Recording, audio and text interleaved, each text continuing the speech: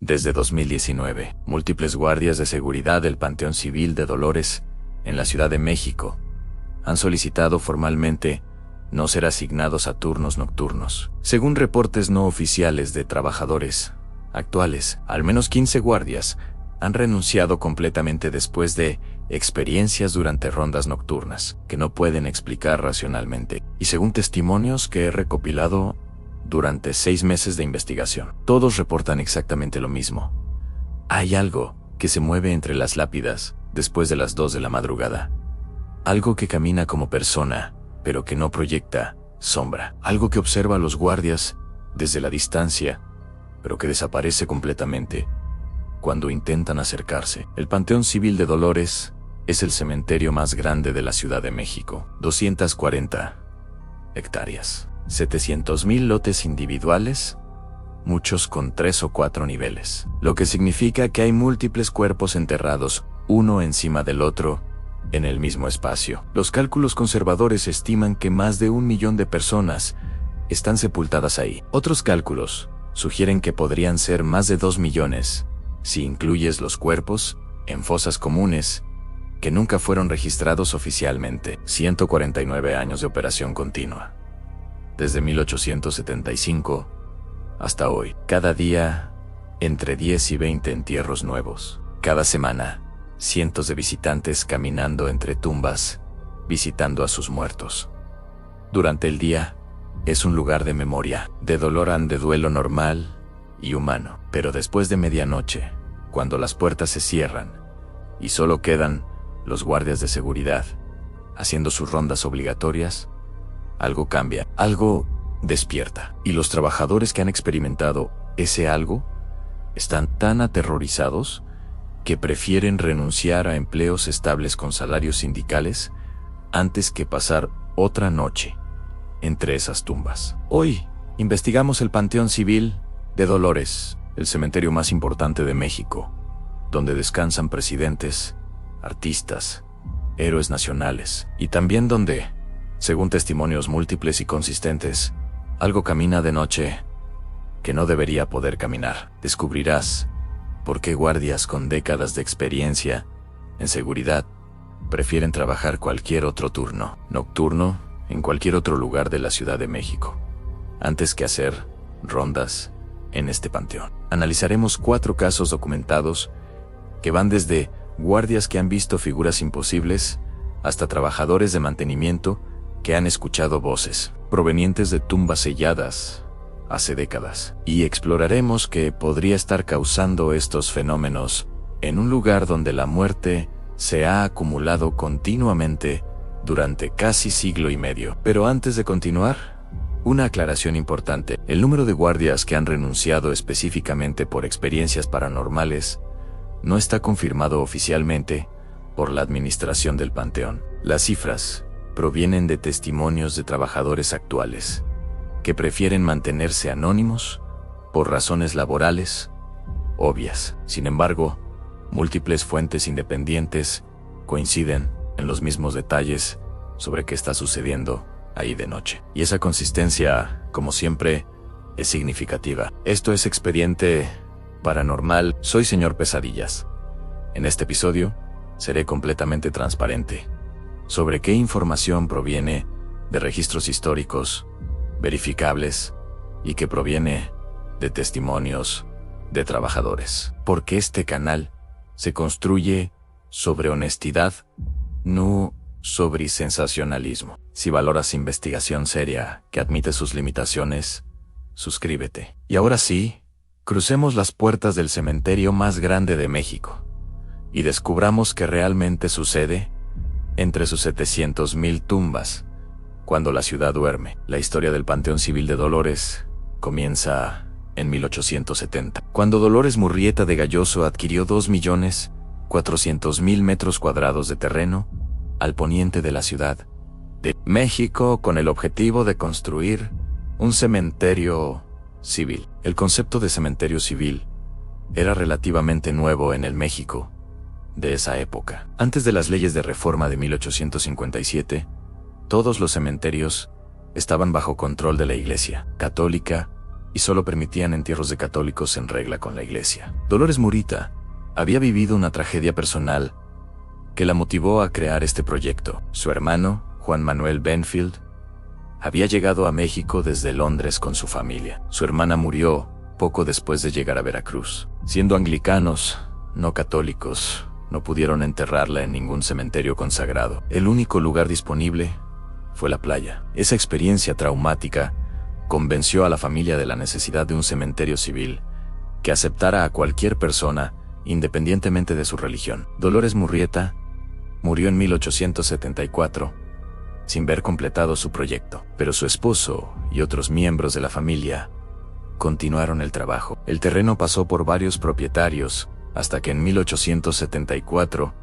fue adquirido por la sociedad Benfield, Bricker y compañía mediante remate judicial. Ellos solicitaron permiso al gobierno para establecer oficialmente el cementerio. El permiso fue concedido en diciembre de 1874.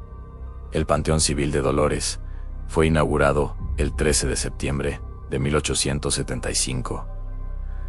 El general Domingo Galloso fue la primera persona enterrada ahí. El nombre del cementerio proviene del terreno original a la Tabla de Dolores, una superficie plana que pertenecía al antiguo molino de Belén cuando abrió. El panteón estaba en las afueras de la ciudad. Era considerado perfecto para las normas higienistas de la época que buscaban alejar los cementerios de las zonas densamente pobladas para prevenir enfermedades. Permitió que el gobierno cerrara cementerios más antiguos ubicados dentro del centro de la ciudad, como el Panteón de San Fernando. Durante sus primeras décadas, el Panteón de Dolores operó como un cementerio relativamente tranquilo para clases medias y altas. Los muy ricos tenían mausoleos elaborados, las familias de clase media tenían lotes modestos y eventualmente se estableció una sección de fosas comunes para personas sin recursos. En 1880, la compañía privada que lo operaba lo vendió al Ayuntamiento de la Ciudad de México. Desde entonces, ha sido administrado por el gobierno de la ciudad. A lo largo de los años, el panteón se expandió múltiples veces. De las 70,000 metros cuadrados originales,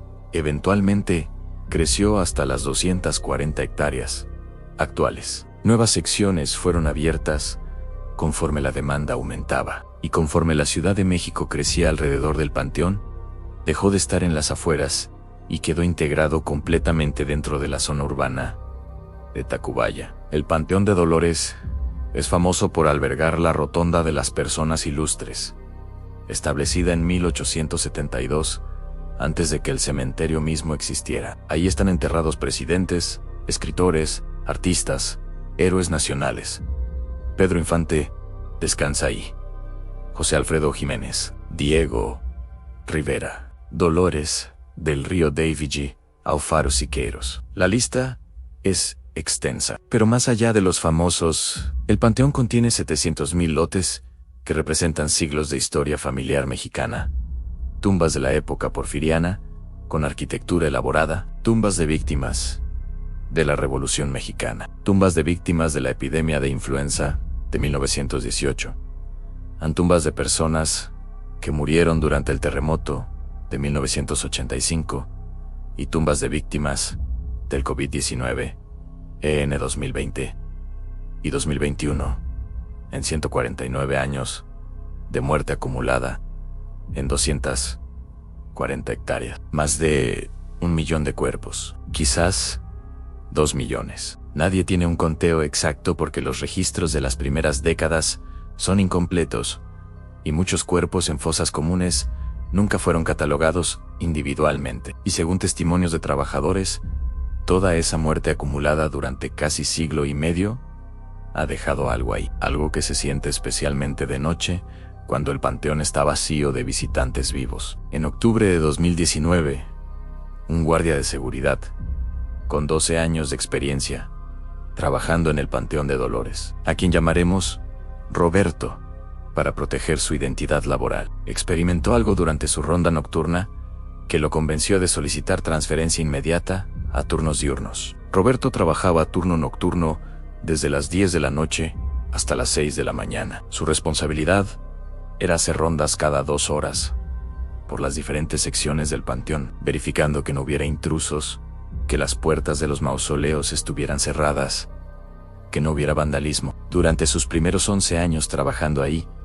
Roberto nunca experimentó nada fuera de lo normal. Era un trabajo tranquilo. Ocasionalmente encontraba algún gato callejero o una familia que se había quedado más tiempo del permitido y necesitaba ser escoltada a la salida. Pero nada perturbador, nada que lo hiciera cuestionar si quería estar ahí. La noche del 18 de octubre de 2019, alrededor de las 2:40 de la madrugada, Roberto estaba haciendo su tercera ronda. Caminaba por una sección de tumbas antiguas del siglo XIX, lápidas de mármol deterioradas, algunas inclinadas, algunas rotas. Su linterna iluminaba el camino estrecho entre las tumbas, y entonces vio a alguien parado aproximadamente 30 metros adelante, una figura humana, parada completamente inmóvil entre las lápidas. Roberto pensó inmediatamente que era un intruso, alguien que había entrado ilegalmente al panteón. Apuntó su linterna directamente hacia la figura. Era una persona claramente humana, en forma, vestida de oscuro, demasiado lejos para distinguir detalles faciales, pero definitivamente una persona. Roberto gritó: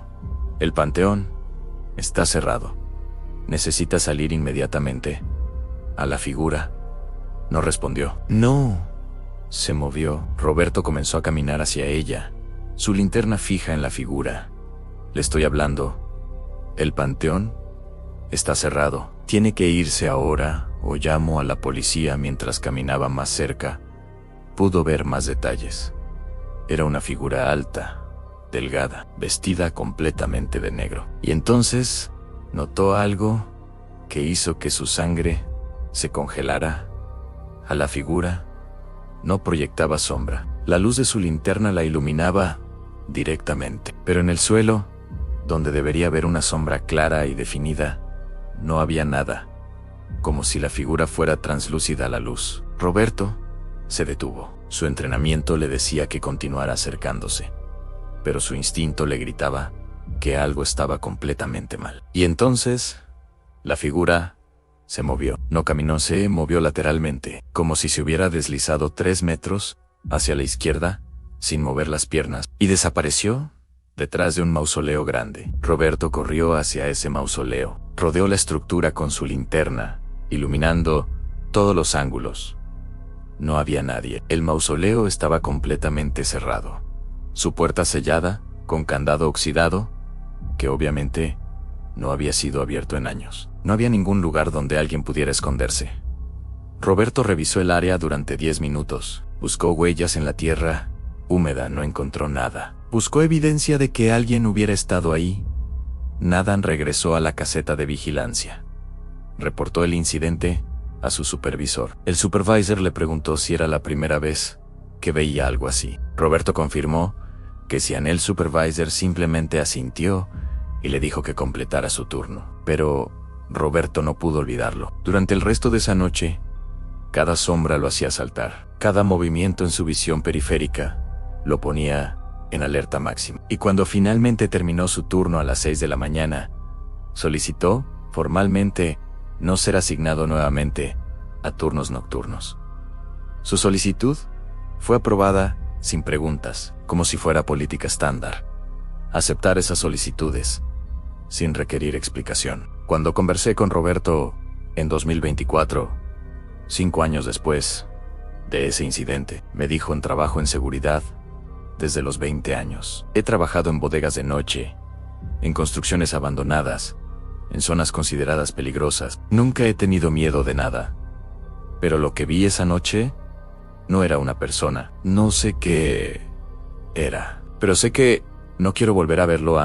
En marzo de 2021, durante la pandemia de COVID, cuando el panteón estaba recibiendo múltiples entierros diarios de víctimas del virus, un trabajador de mantenimiento llamado Javier, 42 años, fue asignado a reparar la puerta de un mausoleo antiguo en una sección poco transitada del panteón. El trabajo requería que estuviera ahí durante varias horas, reemplazando bisagras oxidadas. Era aproximadamente las 4 de la tarde cuando comenzó. Esperaba terminar antes de las 6, cuando el panteón cerraría al público.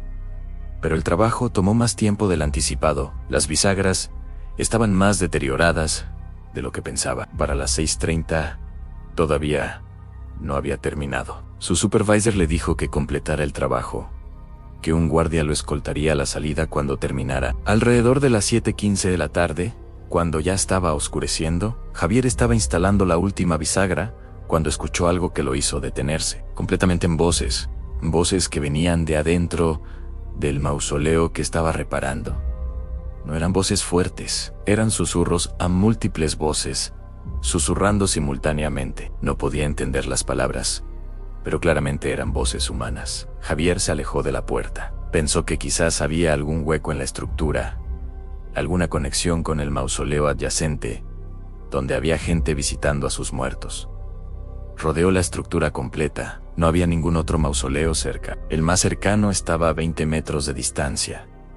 Regresó a la puerta, puso su oído contra el metal. Las voces continuaban, en susurros constantes, como si múltiples personas estuvieran teniendo una conversación tranquila, justo del otro lado de la puerta. Pero eso era imposible. El mausoleo estaba sellado. La puerta que Javier estaba reparando no había sido abierta en décadas según el registro de mantenimiento. Y no había otra entrada. Javier terminó su trabajo lo más rápido posible. No quería estar ahí ni un minuto más.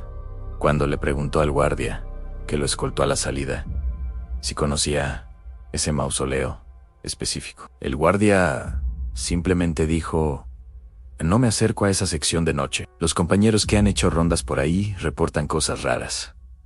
Javier no preguntó más, y cuando posteriormente fue asignado a otros trabajos de mantenimiento en el panteón, siempre solicitaba que fueran durante horas de luz solar. Nunca quiso quedarse trabajando después del cierre nuevamente. En noviembre de 2023, una visitante del panteón llamada Ana Sofía Mendoza, 31 años, fotógrafa profesional, estaba tomando fotografías de tumbas antiguas para un proyecto de arte sobre arquitectura funeraria mexicana. Llegó alrededor de las 4 de la tarde. El panteón cerraría a las 6. Ana Sofía estaba trabajando en una sección de mausoleos del siglo XIX. Estructuras elaboradas con ángeles de mármol, columnas, vitrales. Tomó docenas de fotografías desde diferentes ángulos, enfocándose en los detalles arquitectónicos. Alrededor de las 5:40, cuando ya estaba preparándose para salir, revisó algunas de las fotos en la pantalla de su cámara y notó algo extraño en una de ellas. Era una foto de un mausoleo con 2 columnas decorativas. Había tomado la foto aproximadamente 1 hora antes. En la foto, claramente visible entre las 2 columnas en el fondo, había una figura, una persona, parada completamente inmóvil, mirando directamente hacia la cámara. Ana Sofía no recordaba haber visto a nadie ahí cuando tomó la foto. Revisó otras fotos tomadas desde el mismo ángulo, momentos antes y momentos después. En ninguna otra foto aparecía esa figura, solo en esa foto específica. Amplió la imagen en su cámara. La figura era de una mujer vestida de negro, con el rostro claramente visible, expresión completamente neutral. Mirando directamente a la cámara, Ana Sofía caminó de regreso al mausoleo. Ya no había nadie ahí. Tomó otra foto desde exactamente el mismo ángulo. No apareció nada inusual. Cuando llegó a casa esa noche, subió todas las fotos a su computadora. Revisó la foto problemática con software profesional de edición. Verificó los datos EX y F que confirman fecha, hora y ubicación. GPS exacta. Todo era legítimo. Y la figura definitivamente estaba ahí en los datos de la imagen original. Ana Sofía publicó la foto en su Instagram profesional con el caption: foto tomada hoy en Panteón de Dolores. No había nadie ahí cuando la tomé. ¿Alguien puede explicar? La foto recibió miles de comentarios. Algunos insistían que era pareidolia, que el cerebro ve caras donde no las hay. Otros juraban que era evidencia clara de un espíritu. Contacté a Ana Sofía en 2024. Me envió la foto en resolución completa y todos los datos, E, X y FLM. La envié a 2 expertos en análisis forense digital. Ambos confirmaron que no hay evidencia de manipulación digital. Lo que sea que la cámara capturó, lo capturó genuinamente. Cuando le pregunté a Ana Sofía si regresaría al Panteón de Dolores para más fotografías, me respondió, profesionalmente, debería. Es un lugar increíble arquitectónicamente, pero honestamente no creo poder hacerlo, porque cada vez que miro esa foto, cada vez que veo esa figura mirando directamente a mi cámara, siento que algo me estaba observando ese día, y que quizás todavía me observa en enero de 2025, menos de un año antes de grabar este episodio. Un guardia de seguridad actual del Panteón de Dolores, a quien llamaremos Miguel, aceptó hablar conmigo, bajo condición de anonimato absoluto. Miguel tiene 23 años trabajando en seguridad, 14 de ellos específicamente en el Panteón de Dolores. Ha trabajado turnos diurnos y nocturnos, y tiene experiencias que oficialmente nunca puede reportar, porque sabe que nadie le creería. Según Miguel, aproximadamente 1 de cada 3 noches, durante turno nocturno, especialmente entre las 2 y las 4 de la madrugada, los guardias ven figuras caminando entre las tumbas, figuras que desde lejos parecen personas normales, pero que cuando intentas acercarte, desaparecen completamente. Miguel me describió un patrón específico. A las figuras siempre aparecen primero en la distancia, caminan lentamente entre las lápidas, como si estuvieran buscando algo. Si el guardia se acerca silenciosamente, puede observarlas durante varios minutos, pero en el momento que el guardia hace cualquier ruido, en el momento que habla o enciende su radio, las figuras desaparecen. No caminan detrás de un mausoleo, no corren, simplemente dejan de existir, como si alguien hubiera presionado un botón de borrar. Miguel también describió escuchar voces, especialmente en la sección de fosas comunes. Voces susurrando en español antiguo, voces que suenan como si vinieran de bajo tierra, y ocasionalmente, muy ocasionalmente, gritos de terror que duran 2 o 3 segundos, y luego se detienen abruptamente. Cuando le pregunté si él personalmente cree que el Panteón de Dolores está genuinamente embrujado, su respuesta fue directa: no sé si embrujado es la palabra correcta, pero hay algo ahí, algo que no es normal, y todos los guardias que trabajan turno nocturno lo saben. Los nuevos lo descubren en sus primeras semanas. Entonces, tienen que decidir si pueden vivir con eso o si prefieren renunciar. Yo decidí quedarme porque paga bien y necesito el trabajo, pero nunca camino solo por ciertas secciones de Nosha Nuncan. Cuando le pregunté qué secciones específicamente evita, Miguel mencionó 3 áreas: la sección de fosas comunes, la sección de mausoleos antiguos del siglo XIX y un área específica cerca de la rotonda de las personas ilustres, donde según él, las figuras se aparecen con más frecuencia. A Miguel todavía trabaja ahí, pero me confesó que cada noche antes de su turno se pregunta si será la noche en que finalmente vea algo que no pueda racionalizar, algo que lo obligue a renunciar, como han hecho tantos otros. Después de 6 meses investigando, conversé con 8 trabajadores actuales o ex trabajadores del Panteón de Dolores. Hay patrones innegables en sus testimonios. Patrón 1: Anora específica. Absolutamente todos los incidentes reportados ocurren entre las 2 y las 5 de la madrugada. Durante horas de visita normal, cuando el panteón está lleno de personas vivas, no hay reportes. Solo durante las horas más oscuras de la madrugada, cuando los guardias hacen su ronda. Patrón 2: Las figuras evitan contacto directo. En ningún caso reportado una figura atacado o amenazado directamente a un guardia. Simplemente se dejan ver, observan desde la distancia y desaparecen cuando alguien intenta acercarse, como si su propósito fuera solo ser vistas, no interactuar. Patrón 3: Consistencia entre testigos que no se conocen, guardias que trabajaron en diferentes años, que nunca se conocieron entre sí, describen ver exactamente lo mismo.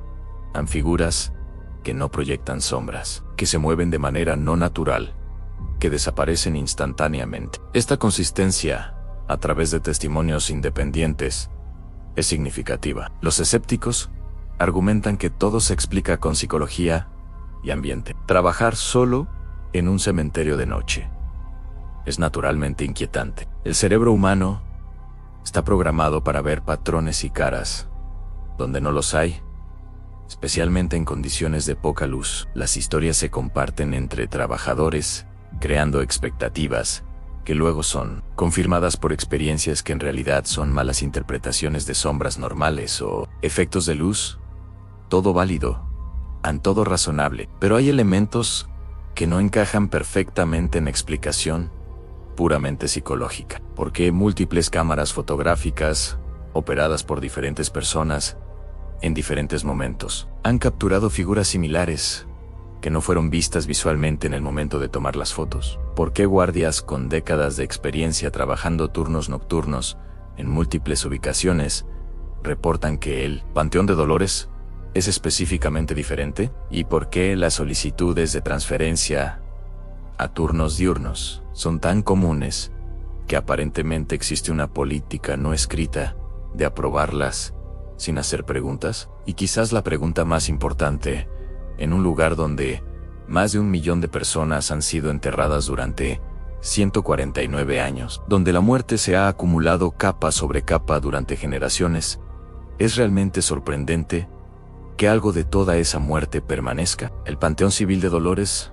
opera normalmente durante el día. Miles de personas visitan sus muertos cada semana sin experimentar absolutamente nada inusual. Es un lugar de memoria, de duelo, de conexión con los que se fueron. Si necesitas visitar a un ser querido ahí mañana a las 10 de la mañana, hazlo sin preocupación. Este episodio no es sobre crear miedo irracional a los cementerios, pero los trabajadores que mantienen ese lugar funcionando, que hacen las rondas nocturnas que alguien tiene que hacer, que están ahí en las horas más oscuras, cuando solo ellos y los muertos ocupan esas 240 hectáreas. Ellos saben algo que los visitantes diurnos nunca experimentan. Saben que ese lugar cambia después de medianoche. Saben que algo despierta. Y saben que ese algo, sea lo que sea, no quiere ser olvidado. Si alguna vez tienes oportunidad de hacer un tour nocturno del Panteón de Dolores,